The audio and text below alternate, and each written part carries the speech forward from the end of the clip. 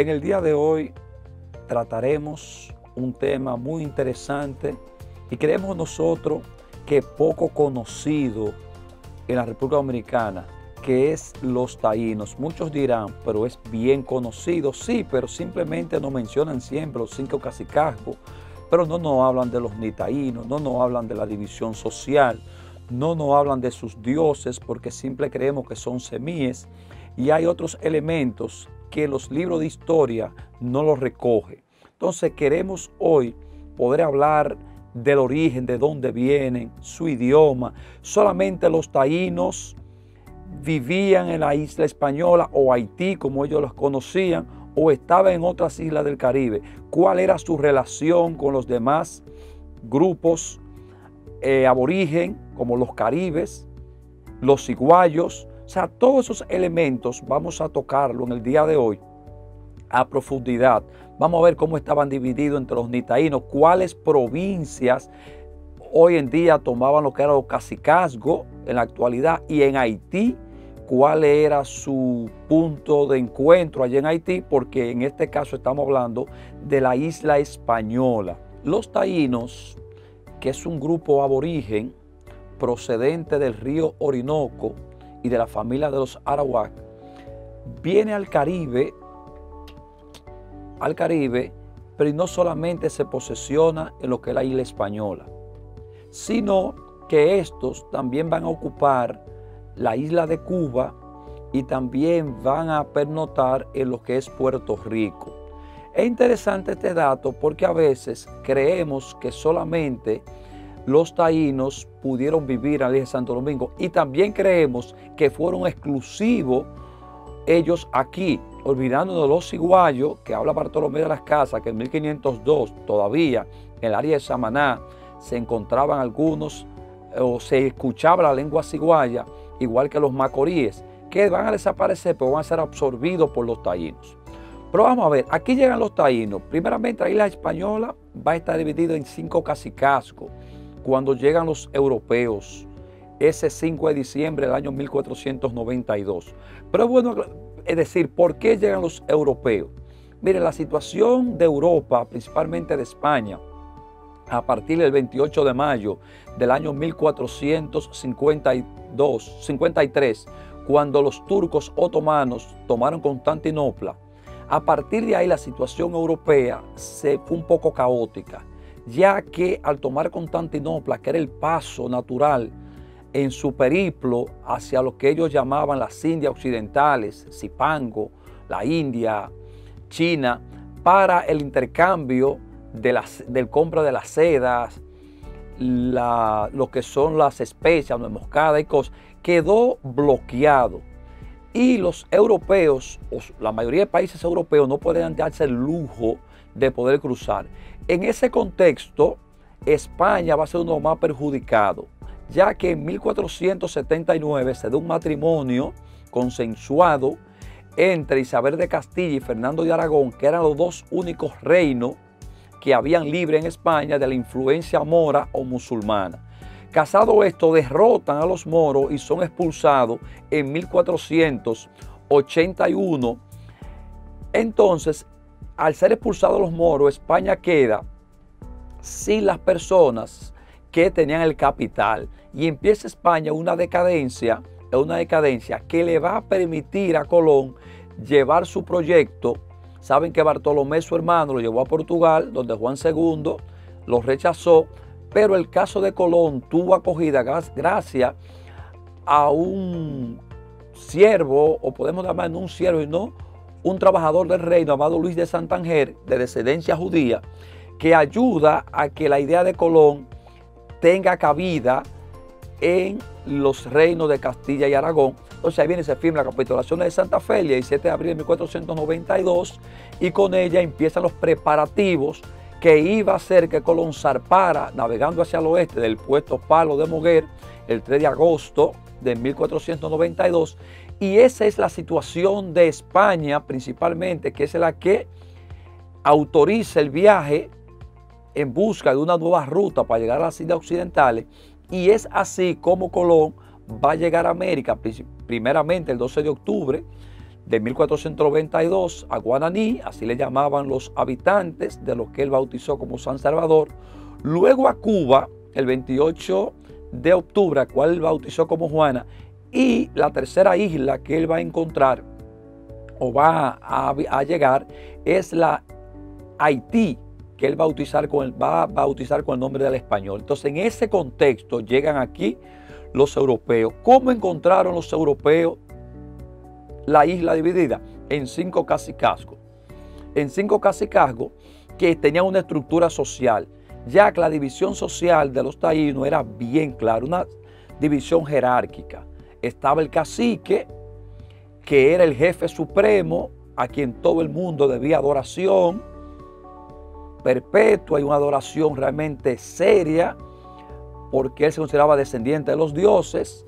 Luego estaban lo que eran los nitaínos, que fungían como guerreros y eran familiares, la mayoría de las veces, de los caciques, y también eran una especie de gobernadores. Vamos a ver ahorita cómo se dividían en son los nitaniatos. Estaban luego los beíques, que los beíques eran los sacerdotes, los encargados de esa comunicación que debía de darse entre los dioses y el pueblo. También ahí participaba el cacique, y los naborias, que eran los trabajadores comunes. Miren, en ese tipo de relación, dioses, sacerdotes, caciques, se practicaba un rito llamado rito de la caoba. El rito de la caoba era que se entiende que inhalaba un polvo alucinógeno de un árbol llamado cojoba, que todavía está en discusión cuál era realmente el que tomaban, y con ese tipo de polvo alucinógeno ellos tenían ese tipo de contacto. Entonces, ya llegado aquí, va a haber 5 cacicazgos. Va a estar el cacicazgo de Marién, que es por donde Colón llega, porque como viene de Cuba, entra por lo que hoy es conocido como Haití, y va a estar en el cacicazgo de Marién, que va a estar dividido en 14 nitaniatos. O sea, ese se dividía, o sea, 14 nitaínos fungían como especie de gobernador. Ahí estaba Guacanagarí como cacique. Guacanagarí, que muchos usan de manera despectiva llamarle, usted tiene complejo de Guacanagarí, a todo aquel que alaba más lo extranjero que lo nacional, porque Guacanagarí le dio un trato afable a los españoles encabezados por Colón, porque se entendían que simplemente eran personas, casi dioses, venidos de otros pueblos, y la hospitalidad que caracteriza, de ponerse al dominicano, podemos buscarla quizás de los taínos, aunque no tenemos rasgos ya o una liga étnica con ellos, pero eso fue un asunto de hospitalidad. Luego, las provincias que abarcaban estaban en el noroeste, y las provincias que abarcaban lo que era el cacicazgo de Marién, está lo que es Santiago Rodríguez, Dajabón, Montecristi, Mao Valverde y parte de Puerto Plata. O sea, todo lo que conocemos como la línea noroeste, y su asentamiento estaba en Guarícano, que es algo que queda hoy en lo que es la ciudad de Cabo Haitiano. Luego tenemos el cacicazgo de Magua. Este estaba encabezado por Guarionet.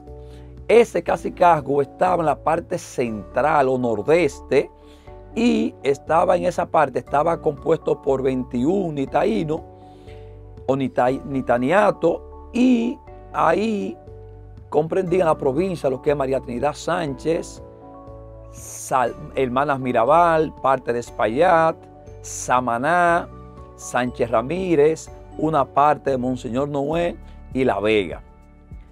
También tenemos el cacicazgo de Maguana. Maguana es interesante porque quien era el cacicazgo a la llegada de los europeos era Caonabo, y Caonabo es descendiente de Caribe. Era un descendiente de los caribes, que eran unas tribus que habitaban las Antillas Menores y que eran muy belicosas, incluso eran caníbales. O sea, practicaban el canibalismo, y ellos hacían muchas excursiones hacia otras islas, especialmente las Antillas Mayores, donde tomaban como rehenes a mujeres que la usaban como esclava sexual para reprodujera sus alimentos a los hombres y los niños, simplemente ellos lo consumían porque era parte de su cultura. El de Maguana también tenía 21 itaniatos. Tenemos luego el de Higüey. El de Higüey tenía toda la parte oriental de la isla. Ahí va a estar lo que es San Pedro, Atomayor, Monte Plata, Santo Domingo, San Cristóbal, Romana, el mismo Higüey, y cuyo cacique era Cayacoa. Y por último tenemos el cacicazgo de Jaragua, que era el más grande de todo. El más grande de todo, que comprendían Pedernales, Bauruco, Barahona y parte de Haití. Ese tenía 26 nitaínos. Observen que era el más grande de todo. El más grande de todo. Se nos olvidó que de Maguana lo componían lo que era San Juan de la Maguana, lo que es parte de Azua, lo que son las montañas de La Vega y de Santiago y de Bonao. Entonces, ahí está la división de los cacicazgos. Fíjense, los caciques, que muchas personas quieren llamarle, e incluso decirle a uno indio, que ese fue el nombre que le dio Colón cuando llegó a Guananí, indio por creer él que había llegado a las Indias Occidentales y le dio el nombre de indio. Fíjense, aquí hay un modo despectivo que le llaman indio aquí, es sino decirle pariguayo. Usted ve que a uno le dicen de que, ¿tú crees yo soy indio? O sea, ¿tú crees yo soy pariguayo? Ese tipo es un indio. O sea, oiga, lo ofendemos porque creemos, cuando decimos los indios eran tan ingenuos, para mí no era un asunto de ingenuidad ni ser pariguayo, sino que el oro, lo que ellos cambiaban por espejito. Yo siempre he dicho, las cosas tienen valor dependiendo quién lo tiene en sus manos. Para el indígena, el taíno, el oro, no tenía gran representación porque solamente el cacique podía usar argolla, solamente el cacique, nadie más. Entonces eso era un material común y corriente, como que a uno de nosotros le pongan platino. Si no lo conocemos y alguien sí lo conoce y sabe el valor, nos puede ofrecer, qué sé yo, un iPhone por una cantidad de platino y nosotros podemos venderlo, cambiarlo, y eso significa que nosotros seamos pariguayos. No, simplemente no sabemos el valor de lo que nos están dando. Y para los taínos, los espejos era algo novedoso porque por primera vez veían su figura sin distorsión. Cuando usted se ve en el agua, usa el agua como espejo, la brisa siempre va a estar moviendo, va a estar creando pequeñas ondulaciones y por ende su figura va a salir distorsionada. Entonces no era un asunto de que ellos eran pariguayos o pendejos, muchos lo quieren llamar, sino que el valor de esto para ellos no era significativo. Fíjense, los indígenas van a ser sometidos aquí, los taínos, a una gran explotación. Llegado Colón aquí en su primer viaje, simplemente como exploratorio podemos llamarlo, pero ya a partir de su segundo viaje, cuando viene con 17 carabelas, ya vienen con un plan de colonización. Los expertos establecen que para el año 1508 en la isla había alrededor de 60.000 taínos y a la llegada de los europeos hablan de 90, 100.000, todo va a depender del autor, pero que los taínos, que era un pueblo pacífico y no acostumbrado al trabajo rudo, fueron expuestos a un tipo de trabajo muy fuerte, aparte de las enfermedades como la viruela, que no era una enfermedad endémica de la isla, devastaron lo que fue la población taína al principio, más los trabajos pesados. También hay que aclarar que las encomiendas que aunque inician de manera oficial en el año 1503, ya con Obando siendo gobernador, no hay que olvidarse que la rebelión de Roldán, Francisco Roldán, en 1498, que trajo como consecuencia la destitución de Colón y la llegada a la isla de Tomás Bobadilla como gobernador, él exigió, para dejar a un lado la belicosidad que tenía en contra de los mismos españoles, que se le dieran indios O sea que, aunque de manera oficial la encomienda inicia en 1503, ya de 1498, 1499, se empezó a aplicar esa repartición, que era un trato supuestamente que se daba entre los españoles que recibían indios para que trabajaran en forma de esclavitud, podemos decirlo así, porque no tenían paga y era un asunto inmisericordioso el tipo de trabajo que tenían, para que esto los evangelizaran. Y no sacaban ni tiempo ni para eso, porque ellos pensarían, bueno, media hora para estar evangelizando son media hora que se deja de producir. Entonces, las encomiendas con las enfermedades y los suicidios en masa llevaron a los taínos a ser extinguidos. Ya para el año 1531 se habla que en la isla solamente había alrededor de 6.000 taínos. Los taínos, que decíamos al principio, vienen del Orinoco, de la familia arawak, y esa es su lengua, el arawak. Si usted va al Centro León Jiménez, no sé si todavía tiene la exposición, pero había una exposición fotográfica de taínos que viven en la Amazonía venezolana, en el Orinoco, con todas las costumbres, con los caney, con los bohíos. Entonces pasamos a explicar. La jerarquía siempre en la historia de la humanidad tiene diferencia, hasta en la forma de cómo vive. Incluso hasta el socialismo utópico, yo siempre he llamado que el socialismo es una utopía, quien encabeza un gobierno o un movimiento socialista tiene ciertos privilegios que las masas no tienen. Entonces eso siempre ha existido desde la historia de la humanidad. Siempre hay una clase que tiene unos privilegios que otra no tiene, y los taínos no eran la excepción. Tenemos ahí el cacique, era el único que podía tener varias esposas. Miren, como elemento cultural, la poligamia era algo aceptado dentro de los taínos, pero solamente el cacique podía darse el lujo de tener varias esposas. El cacique no vivía en un bohío rectangular, o sea, con forma cónico, un bohío cónico, perdón, forma de cono, sino que vivía un caney que era en forma rectangular. El caney era mucho más grande, se entendía esto, ya que decíamos aquí, o decimos, que el cacique era el único que podía tener varias esposas. Entonces eso da a entender, tenía que tener una casa más grande, de manera rectangular. Entonces él vivía ahí con su familia. Mire, cabe aclarar que la mujer en la sociedad taína tenía un valor fundamental. Fundamental. Miren, ella era la encargada de la educación en los pueblos, en los cacicazgos. O sea, ella era la que se encargaban de educar a los niños y a las niñas.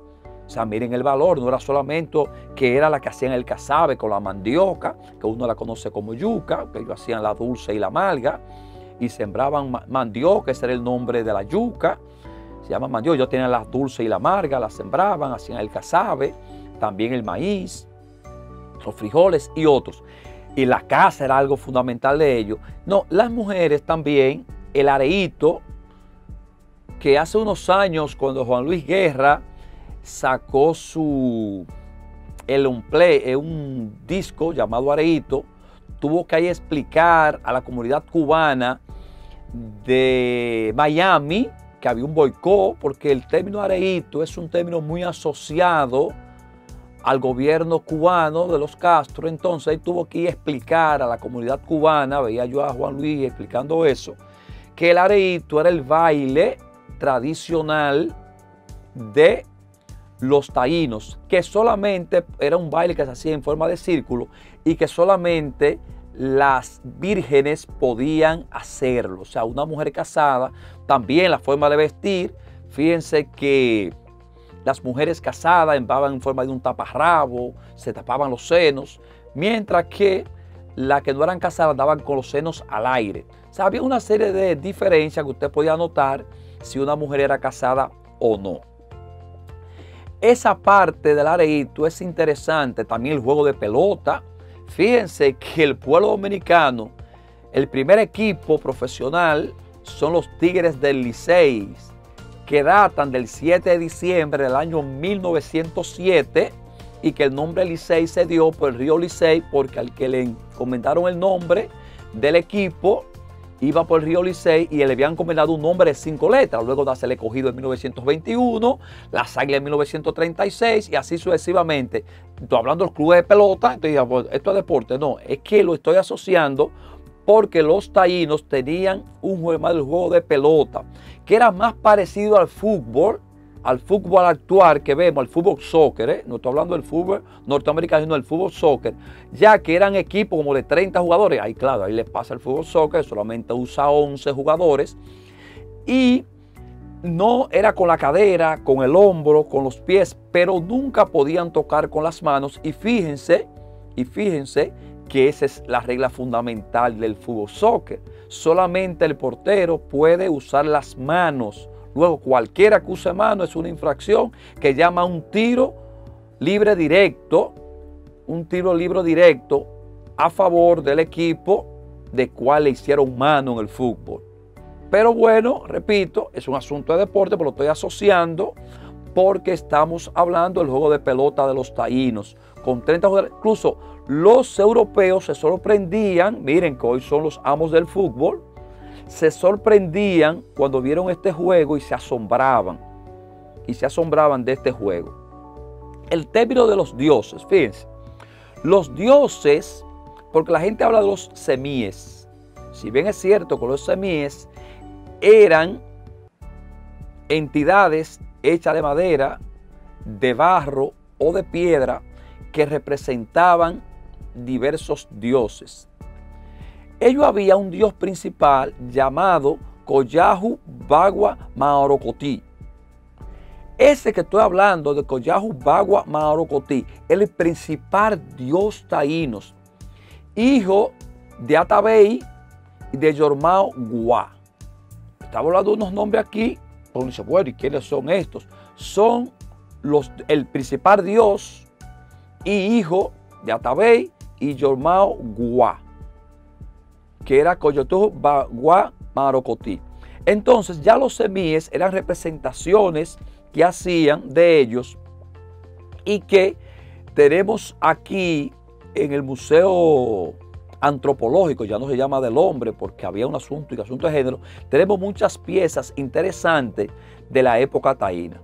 Pero fíjense, los taínos se aplicaron varias leyes. Aquí teníamos nosotros, que era el padre de las casas, Bartolomé de las Casas, que intentó de una forma u otra, ayudar a los taínos. Fíjense que los dominicos van a adoptar a Guarocuya después de la matanza de Saragua en 1502. En Saragua, cuyo cacique era Boechío, que muere y luego toma Nacaona, que es la que está cuando la matanza de Saragua en 1502. Y ellos, ahí mueren los padres de Guarocuya. Cuando hablo de Guarocuya, mucha gente no sabe de qué estoy hablando. Guarocuya era Enriquillo. Enriquillo. Es que el nombre de Enriquillo, el nombre taíno era Guarocuya. Es que como lo crían los dominicos, le cambian el nombre a Enrique, ya el diminutivo Enriquillo, porque lo criaron ellos. Desen cuenta que cuando Enriquillo se va a sublevar y se va de entre 1519 y 1533, esa sublevación de Enriquillo se da porque su esposa Mencía, que era nieta de Anacaona, por el hijo de Valenzuela, iba a ser violada. Entonces él va al tribunal de audiencia Santo Domingo y se le rechaza, y cuando vuelve a la Maguana es apresado, y lo que hace es que Enriquillo se vaya a Bauruco junto con Tamayo y un grupo de negros que lo siguieron y luego va a hacer las paces en 1532. Pero entonces, fíjense bien, Obando, que es el verdadero creador ya de la colonización, no podemos llamar ni Colón ni Bobadilla hicieron nada por la colonización. Va a ser Obando, que con mano dura, que llegó aquí el 15 de abril de 1502 a la isla de Santo Domingo, ya llamada isla de Santo Domingo, va a poner mano dura y va a estar lo que es la matanza de Saragua. Fíjense que después de la matanza de Saragua cayó Cotubaramá, Cotubanamá fue por Pedraria Dávila, que los perros dicen que despedazaron. Miren cómo Alonso de Ojeda le va a echar mano también de 1503, de 1502 a Caonabo, con una promesa de un regalo, entonces a Caonabo lo esposan. Observen cómo empieza a desintegrarse esa unidad que había entre los taínos o esa oposición que había entre los taínos, porque Obando realmente aplicó mano dura y con Obando empieza el proceso de colonización. Aquí también estuvimos nosotros al Fray Antón de Montesino. Mire, Fray Antón de Montesino es el famoso sacerdote que el segundo domingo de Adviento, en plena misa, decía, reclamaba que los indígenas tenían alma y que debían de ser tratados como seres humanos, y exigía de parte de los españoles un trato humano. Cuando él termina, lo llaman y le dicen, bueno, usted tiene que retractarse de lo que usted dijo. Lo que hace Antón de Montesino es que haya una estatua de él por la zona colonial, de un señor que está como si estuviera voceando. Eso es él en el sermón de Adviento. Lo que él hace en la próxima misa es que recalca su denuncia. Y eso llevaron a la creación de las famosas leyes de Burgos. Las leyes de Burgos fueron un conjunto de leyes firmadas en la ciudad de Burgos, España, que buscaban un trato, suavizar el trato hacia los taínos, los indígenas, ya que era un trato tan inhumano, que decíamos al principio, que muchos preferían suicidarse en masa antes de seguir sometidos a la barbarie por parte de los europeos, los españoles. Entonces, las leyes de Burgos, entre muchas cosas, decían un trato humano, enseñar a leer, enseñar cuenta, escribir, pero solamente a los hijos de cacique. Yo siempre he dicho, yo doy una materia aquí que se llama Fundamento Filosófico e Histórico de la Educación Dominicana. Y cuando tenemos que hablar de la educación en la época colonial, nosotros siempre tratamos de sacar las leyes de Burgos y esa parte interesante que dice que los caciques, o sea, que a los hijos de los caciques se les enseñara a leer y a escribir y sacar cuenta. Yo siempre he dicho, esto no fue nada altruista, ¿eh? Eso es una forma de usted congraciarse con la alta jerarquía, pero porque usted sabe leer y escribir y sacar cuenta, usted se siente superior a los demás. Entonces es una manera de seguir separando o al cacique de los indígenas, y si el cacique estaba unido, los hijos del cacique, acuérdense que el cacicazgo eran hereditario, lo heredaban sus hermanos o sus hijos, y ya usted estaba congraciado, entonces los que sigan usted simplemente se congracian también con aquellos, se congracian. Entonces la ley de Burgos no dieron ningún tipo de resultado, siguió aquí ese periplo hasta el final. Mire, hablamos de Enriquillo ahorita, y yo quiero hablar de Enriquillo de manera un poco más profunda ya, por ser el más conocido, el primer revolucionario. Enriquillo, junto con Atuey y Urraca, cuando hablo de Atuey, hablo de aquel cacique taíno que vivía en la Española y que se fue a Cuba a avisarle a sus hermanos, porque decíamos al principio que tanto en Puerto Rico como en Cuba habitaban taínos, sino Orocovics. Los que han ido a Puerto Rico, que hoy se llama Orocovi, era un cacique llamado Orocovics. Jayuya también tiene el nombre, Huamaco también tiene un nombre de cacique. Entonces, Atuey es un cacique que se va a Cuba a avisarle y que va a combatir los españoles allá en Cuba para que aquellos supiesen. Y es aquel que capturan los españoles y le dicen que si él no quiere arrepentirse para que vaya al cielo. Y él pregunta, ¿y los blancos van al cielo también? Le dicen que sí. Él dice, pues yo no quiero ir a ese lugar. Ajá, entonces los verdugos estos van para el mismo sitio que yo voy. Yo no quiero ir allá. Entonces, junto con Urraca, Urraca es en el Istmo de Panamá, y Enriquillo se van a considerar los primeros revolucionarios de América.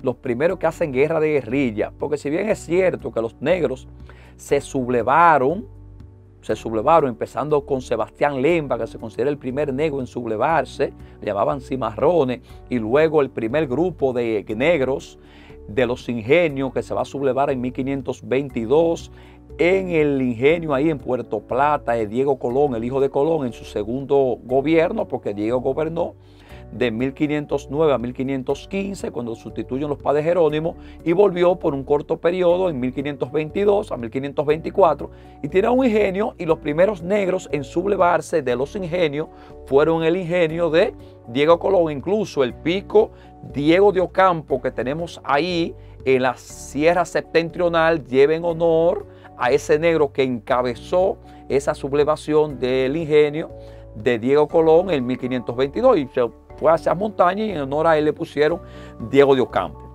Pero fíjense, yo decía de Enriquillo. Enriquillo va a tener una lucha entre 1519 hasta 1532-33. Cuando Valenzuela tuvo que pactar con él, realmente no había un claro ganador.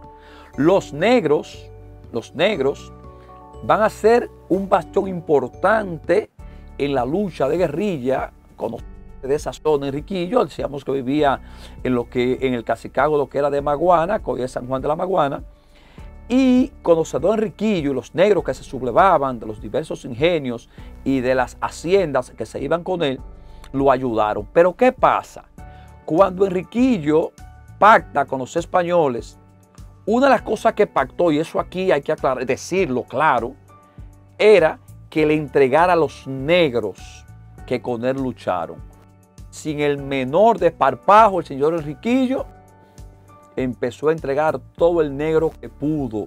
Y estos negros eran recapturados, vueltos a la esclavitud, torturados. Y todo por haber ayudado a Enriquillo en su lucha en contra de los españoles. Pero vuelvo y repito, porque este pacto, que le dieran su pequeño feudo en esa parte ahí, hizo esto. Hizo esa parte que realmente no se ve bien. Fíjense. Nuestro grupo sétnico es un punto que me gustaría también tocar aquí, porque a veces hablamos de mestizo y en la parte o en la isla de Santo Domingo no existe el mestizo. Cuando hablo de la isla de Santo Domingo estoy incluyendo a Haití y estoy incluyendo a la República Dominicana. No existe el mestizo porque decíamos al principio del programa que las torturas, el trabajo muy forzado, las viruelas, enfermedad como la viruela, también el suicidio en masa, hicieron que los taínos desaparecieran muy rápido y que no pudiese haber esa mezcla duradera en el tiempo entre blanco y taíno que hubiesen dado los mestizos. Por eso que usted ve que nuestra composición étnica en su gran mayoría es mulata, más de un 80% es mulata. El restante está entre negros y blancos. ¿Por qué?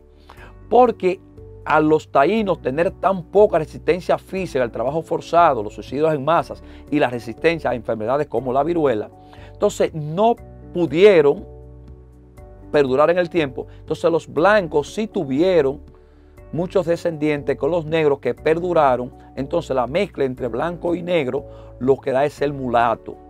El mulato. Entre el negro y el indígena pudiera dar el sambo, pero como decíamos aquí que los indígenas desaparecieron, tampoco tenemos sambo. Sí tenemos negros, blancos, una minoría, y un gran porcentaje de mulatos. Por eso aquí Juan Antonio Alí decía, el gran decimero ahí que observamos que la semana pasada, el día 8, por cierto, de septiembre, el mismo día del nacimiento de Luperón, se cumplían 125 aniversarios de su nacimiento, y en la ciudad de Santiago se les velaba una estatua de Juan Antonio Alí, que era mocano, pero vino muy pequeño a Santiago, y por eso en Santiago hizo su vida, se le decía a él el cantor del yaque o el poeta del yaque, porque a la orilla del río Yaque Dormilón fue que él hizo sus famosas décimas, incluyendo la de Martín Garata, entre otras. Entonces, los taínos, fíjense, hay que observar algo aquí. La caza era un elemento fundamental en ellos. Vamos a observar qué tipo de fauna había en aquellos tiempos. La jutía era abundante, el solenodonte era abundante. El solenodonte es un roedor un poco más grande que un hurón, que habita tanto en la isla española como en la isla cubana. Por eso existe el Solenodonte cubani y el Solenodonte español. Aquí se ve poco, incluso una de las quejas que hay por el asunto que hay, que los medioambientalistas se están quejando de que en Bauruco están sembrando aguacate y que están destruyendo bosques, porque es uno de los pocos hábitats todavía el del Solenodonte en la isla de Santo Domingo. O sea, que se ha extinguido por existir el Solenodonte, la jutía, el manatí era muy abundante en aquella época, entre otros las casas, o sea, de aves, y ese era el sustento junto con lo que era la agricultura. Hablamos de la mandioca, del maíz y todos esos tipos de elementos. Fíjense, en la lucha hay algo que a mí me gusta mucho, la historia dominicana, que a veces yo digo, en nuestros primeros historiadores, que hay que ver que el primer cronista de la América es Bartolomé de las Casas, es el primero en empezar a hacer crónica, pero yo siempre he dicho que pecan de iluso. Fíjense, hay un mito, yo le llamo un mito, que nos cuentan ahí cerca donde está construido el Santo Cerro, y que esa parte pertenecía al Cacicazgo de Magua, que era liderado por Guarionés, que dicen que un enfrentamiento en esa zona, yo me río porque vea, hay que, decía un amigo mío ya fallecido, un hermano para mí, un compadre ya fallecido, que había que levantarse temprano para escuchar caballar.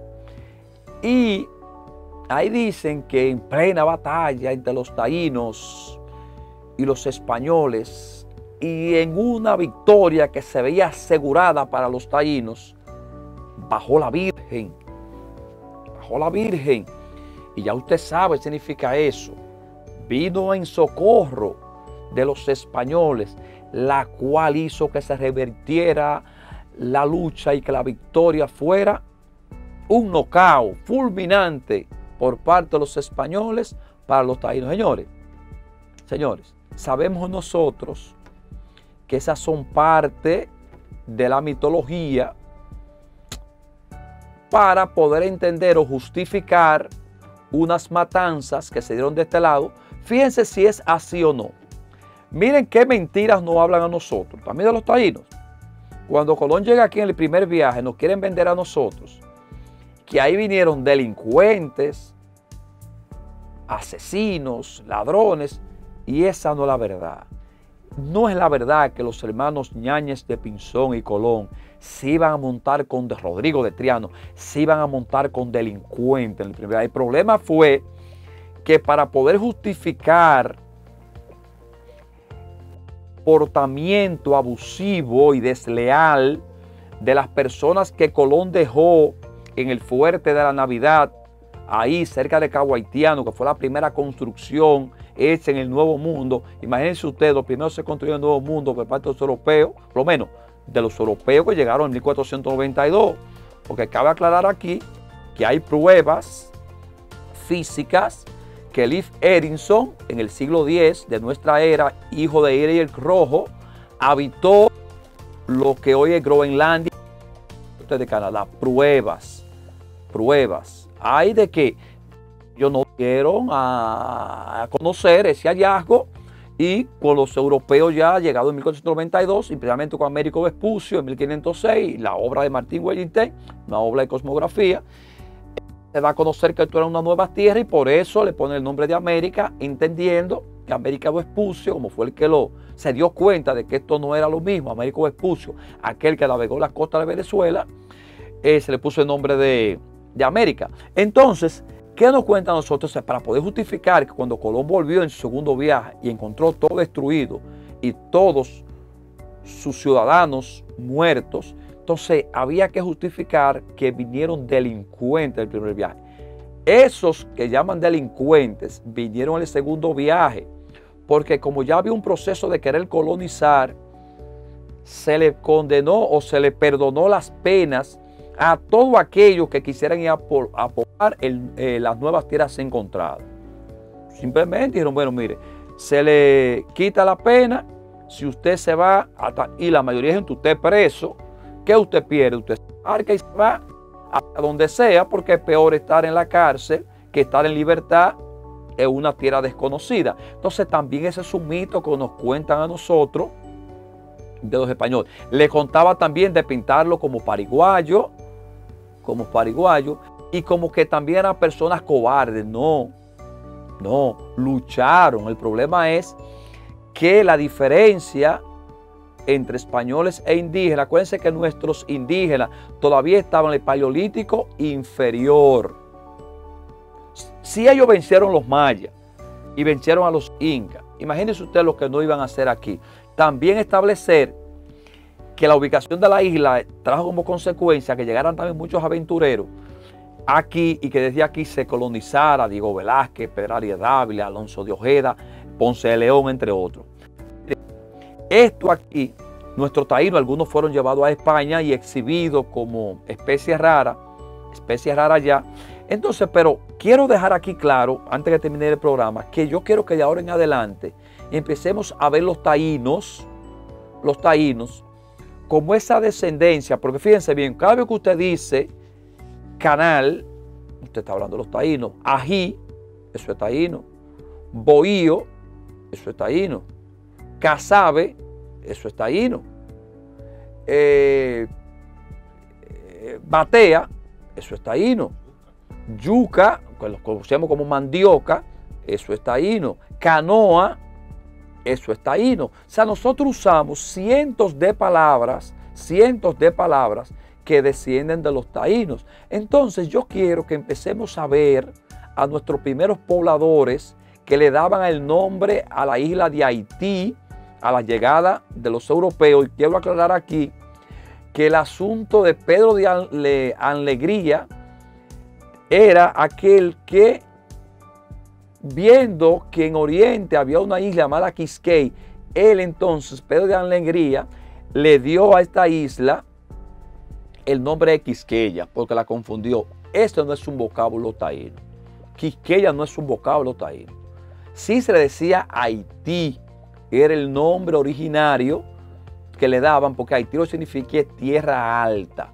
Es el nombre de los taínos. Miren, los taínos también, como la mayoría de las personas, todavía hoy en día, la espeleología es una de las ciencias menos estudiadas. La espeleología es la rama de las ciencias sociales que se encarga del estudio de las cuevas y las cavernas. Los taínos creían, como la mayoría de habitantes del mundo, que las cuevas eran lugares sobrenaturales y que pasaban a otras dimensiones. Y por eso nosotros vamos a ver aquí cuevas con pictográficos extraordinarios, y a la Guácara y a los Haitises y a Pomier vamos a observar muchos dibujos de cómo vivían los taínos en el día a día. Miren, eso hay que conservarlo. Hay que ver la cueva de Altamira en España, cómo esas cuevas de Altamira con cazadores de la edad de piedra, principalmente lo que es el paleolítico y el mesolítico, cazando bisonte, cómo esa gente cuida y venera. Entonces yo invito a los dominicanos que antes de empezar a querernos irnos para Estados Unidos, que no es malo que usted viaje, yo lo invito a que conozcan las maravillas que tiene nuestra isla y principalmente, mire, ese Parque Nacional Monumento de las Caritas. Hay que ir a las Caritas frente al lago Enriquillo. Vamos a hacer un pequeño periplo por nuestra isla a conocer lo que dejaron nuestros ancestros, que fueron los taínos. Yo me despido en el día de hoy haciendo un llamado a que visiten esas cuevas, vayan al monumento de las Caritas y que empecemos a conocer y a valorar sobre todas las cosas a nuestros descendientes que fueron los taínos. Que pasen feliz resto de la tarde y nos veremos la próxima semana en un nuevo programa de La Hora de la Historia.